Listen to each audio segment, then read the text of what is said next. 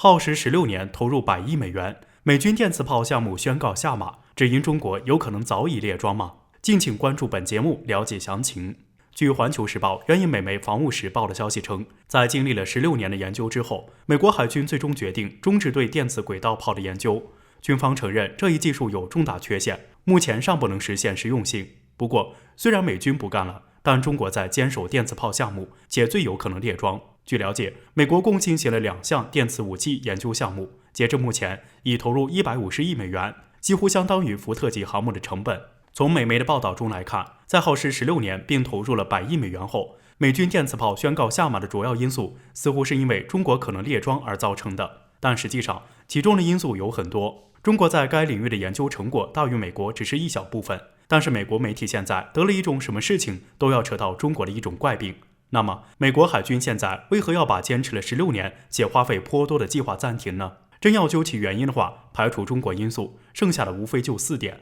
其一，由于电磁炮需要的电力很大，因此对舰船上的电力设备提出了更高的要求。对于当下的美国海军现役的军舰来说，这一条件有些过于苛刻了。其二，电磁炮在使用过程中会出现轨迹烧蚀现象，这一现象意味着打一发就要维护。其三，电磁炮的驱动主要依靠电能，因此对脉冲功率、存储功率、转换功率等设备提出了更高的要求。这也就是说，后勤保养的难度非常的大。其次，也是最重要的一点，由于最近几年面临霸权秩序的挑战，美国国会决定削减部分新式武器的研究经费，将重点放在购买现役武器上，而将电磁炮作为一项较为失败的项目，不幸被取消也在情理之中。至于中国所研发的电磁炮现在的情况怎么样，有没有列装，这都还是个谜，因为官方从未有过这方面的消息。不过，在此前外媒的报道中，中国的电磁炮的实验于2018年顺利完成，这种说法也并非空穴来风，因为中国的电磁炮确实在936型登陆舰上有过短暂的露面。这样看来，虽然我们还无法看到它的真实模样，但可以肯定的是，中国电磁炮研究肯定是取得了一个比较有实用价值的进展。值得一提的是，中国之所以能够在电磁炮领域取得这样的进步，这还要归功于中国海军工程大学马伟明院士，他带领他的研究小组在潜艇、电磁炮和一体化电力系统等领域都取得了近段时间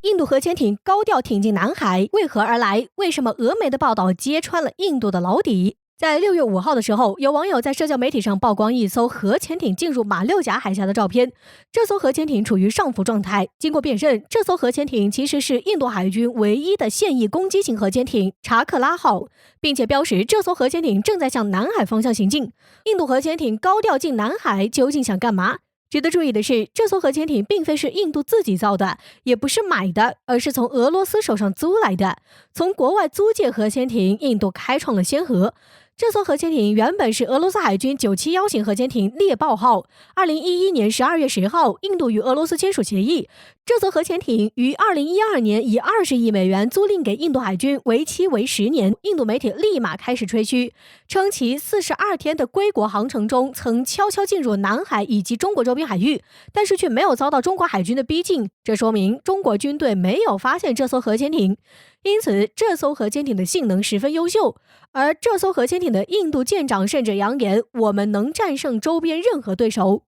然而，很快有人翻出在印度核潜艇过南海期间，我国官方媒体的报道。报道称，当时发现我国海域有不明国籍的潜艇活动，而正在附近执行训练的巢湖舰承担了侦察任务，并且在仅20分钟后便搜寻到了不明潜艇，也将印度人狠狠打脸。至于此次印度核潜艇到南海，俄罗斯媒体指出，印度核潜艇此行的目的地其实是弗拉迪沃斯托克，而这艘核潜艇前往俄罗斯，目的就是归还这艘核潜艇。只是实际上离印度核潜艇租赁到期还有10个月的时间，印度却要提前归还这艘核潜艇，是已经看不上俄罗斯的核潜艇了吗？俄媒指出，其实印度还有计划在不迟于2025年继续租赁另一艘俄罗斯971型核潜艇，租赁价格达到30亿美元。那么问题来了，为何印度要提前10个月返还这艘核潜艇呢？而在一番报道中，俄罗斯人却揭穿印度海军的老底。俄媒指出，印度提前返还核潜艇的原因主要在于其维护问题。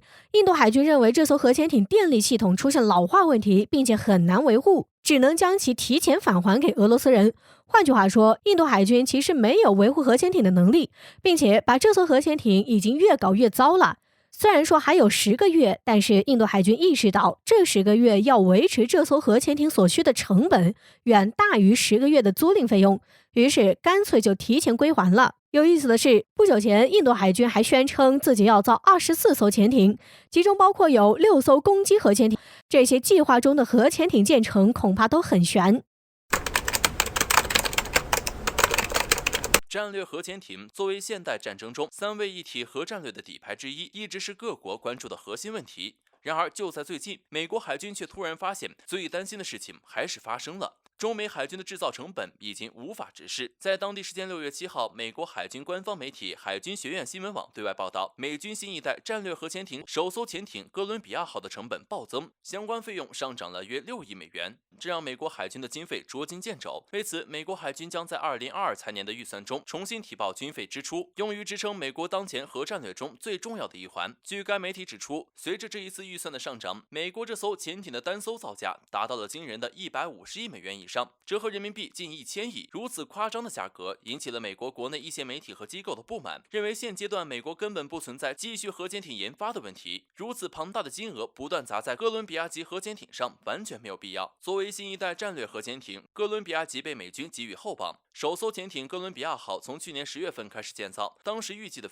设计费用是60亿美元，建造费用是52.97亿美元。然而，随着进度的不断推进，成本却在快速攀高，仅仅不到8个月的时间，整体成本就超过150亿美元。虽然没有一个具体说法，但美军内部却出现了很有意思的情况。比如，美国海军就出具文件，认为这是造船厂有问题，建造能力不行，导致在建造过程费时费力；而造船厂方面则甩锅给设计的通用动力公司，认为这是设计的问题，很多用料和零部件引入成本激增，导致整体价格暴涨；而通用就表示，这是用于开发的软件工具出了问题，导致相关设计和材料的用料受到影响。有观察人士指出，美国一直以来都很担心中国军事现代化建设过程中，尽管成本远落后于美国，但制造出来的武器装备却足够和美军比肩，这会导致美国在长期的潜在军备竞赛中不断流血。而如今，随着这艘被寄予了厚望的核潜艇成本暴增，美国人最担心的事情还是发生了。事实上，美国当前军工行业腐败严重，很多国会议员往往是被自己身后的大资本所遥控。美国人这艘哥伦比亚号恐怕有40%是回扣，50%是利润，只有10%是制造成本。此前有媒体预估，中国第一艘国产航母山东舰配上1艘052大驱、2艘052D 导弹驱逐舰、3艘054A 护卫舰和1艘补给舰、1艘攻击性核潜艇，整个航母编队的造价也就可能在400亿人民币左右。如果按照美国当前的这艘核潜艇成本来说，美国造一艘核潜艇，我国可以造约2.5个山东舰航母编队。按照这种情况来看，中美之间的差距必将随着时间的流逝持续拉大，而且从目前来看，美国当前制度下自我纠错的能力可能无法发挥有效作用。